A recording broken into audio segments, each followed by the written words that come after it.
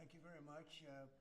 We'll start by signing three very important bills. And Will, would you discuss them, please? Yes, sir. This is H.R. 2808. This is the Homebuyers Privacy Protection Act. The congressman here was the lead sponsor, so I think maybe he John Rose, yes. Say more about it than I can. John, please.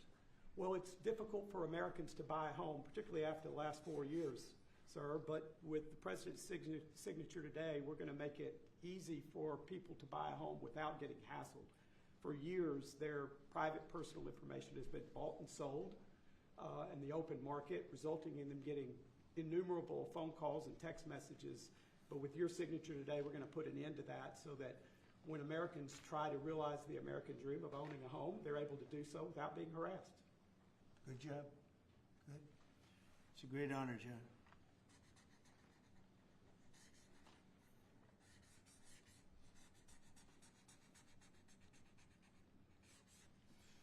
Okay, there it is.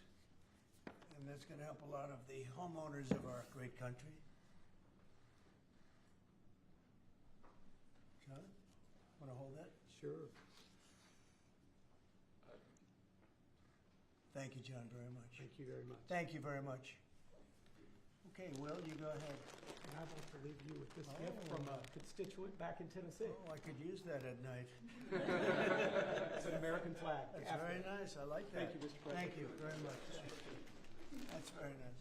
Next, we have a number of executive orders for your attention, sir. Okay. From 1789 until 1947, our nation won some of its greatest military victories under the direction of a Secretary of War operating within a Department of War. Today, with this executive order, you will authorize the current Secretary of Defense and the current Department of Defense to once again embrace this great lineage and once again be named the Secretary of War and the Department of War. So this is something we thought long and hard about. We've been talking about it for months, Pete and I, and Dan. Dan came into the fold. By the way, a great general. He headed up the, I wouldn't call it an attack. I'd almost call that one maybe even more than an attack. What he did with Iran, you saw the success of that operation. It was perfect. In fact, this was sent to me by the great company that makes that particular B-2 bomber, and it was flawless. It was actually flawless. They flew for 37 hours back and forth, and there wasn't a bolt that was out of condition. There wasn't an engine failure. There was no problem. It was a perfect attack, and it knocked out any possible nuclear capability for Iran, which nobody wanted to see, and we weren't going to put up with. So great job, Dan. And we've been talking about this Department of War. So we won the First World War. We won the Second World War. We won everything before that and in between. And then we decided to go woke, and we changed the name to Department of Defense. So we're going Department of War. And I'd like to ask our Secretary of War to say a few words. Pete Hegseth. I think it's a much more appropriate name, especially in light of where the world is right now. We have the strongest military in the world. We have the greatest equipment in the world. We have the greatest manufacturers of equipment by far. There's nobody to even compete. And you see that with this and so many other things. The Patriots are the best. Every element of the military, we make the best by far. So, Pete, I'd like to ask you and maybe Dan Raisin-Cane to say a few words, please. Mr. President, thank you.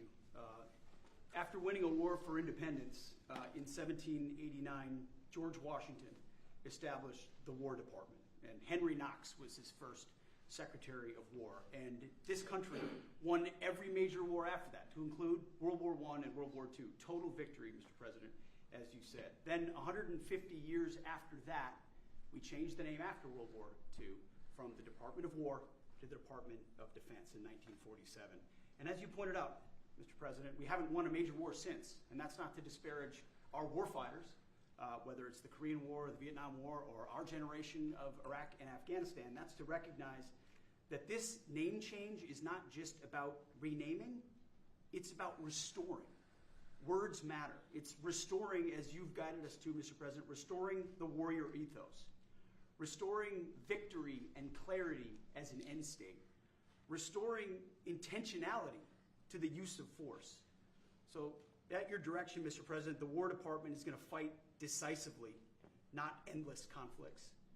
It's going to fight to win, not to lose. We're going to go on offense, not just on defense. Maximum lethality, not tepid legality. Violent effect, not politically correct. We're going to raise up warriors, not just defenders. So this War Department, Mr. President, just like America, is back. Thank you for your leadership and your clarity. We're going to set the tone for this country. America first, peace through strength, brought to you by the War Department. We're back. All right, thank you very much. Very well stated, and really it has to do with winning. We should have won every war. We could have won every war, but we really chose to be very politically correct or wokey, and we just fight forever. And then we'd, win, we wouldn't lose really. We just fight to sort of tie. We never wanted to win wars that every one of them we would have won easily with just a couple of little changes or a couple of little edicts. I was told that ISIS would take 5 years to win, and Dan Kane, when I told him how long would it take, he said, I think about 4 weeks, sir. I said, what do you mean 4 weeks? I was told 5 years by the people in Washington. You know who they were?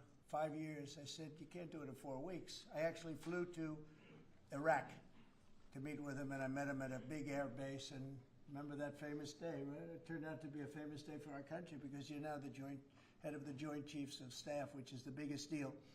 And he is because he did things that everybody said he couldn't do. So they said it was going to be 5 years, and he knocked them out in about 4 weeks total, 100%. We took over, and ISIS was gone, and pretty amazing. But we never fought to win, and now if we have to fight it all, we solved 7 wars. We have the one that I thought was going to be probably one of the easier ones, and that's with President Putin and Ukraine. And that turned out to be one that's a little bit more difficult, but the 7 are done. They were supposed to be much more difficult to solve. I solved every one of them, and we're going to get the other one done too. But it turned out to be a little bit more difficult than I thought. And it'll get done or they'll be held to pay. But because they're losing 6 to 7, it used to be 5. I used to tell you 5. Now it's almost 7. I guess 7,000 people last week. 7,813 people, young soldiers died. Russian and Ukrainian, not American soldiers. But it's a shame. And it's just, they're human lives, and I want to see it stop. But General Kane's done a fantastic job. And again, defeated ISIS, which they said would take a long time. And it didn't take a long time at all, and did other things that people said really couldn't happen. We have the greatest equipment in the world. We have the greatest soldiers in the world. Dan, say a few words, please. Yes, sir. Thank you, Mr. President. It's a true honor for me today to represent the incredible men and women of America's Joint Force. Today and every day, the 2.8 million service men and women stand ready to fulfill our sacred duty to protect America at home and abroad. As the President said, America's military is the single most powerful fighting force in the world. The mission you and the Secretary have given us is clear and unambiguous to deliver peace through overwhelming strength. And I remind everyone that the U.S. military can reach any adversary at the time and place of our choosing. Service to this nation is an incredible gift, and we're grateful and honored every day to do so. Thank you, Mr. President. Well, thank you, and it's an honor to sign this. And we will do that right now.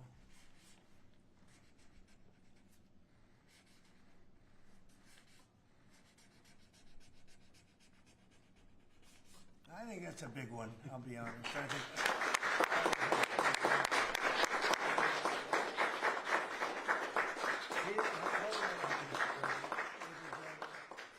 That's a big one. It's a big one, Mr. President. Do you have any questions on this subject? We're going to be discussing the G20 in a couple of minutes, but yes, please. Mr. President, what gave you the idea for this rebrand? And a question for you, the newly minted Secretary of War.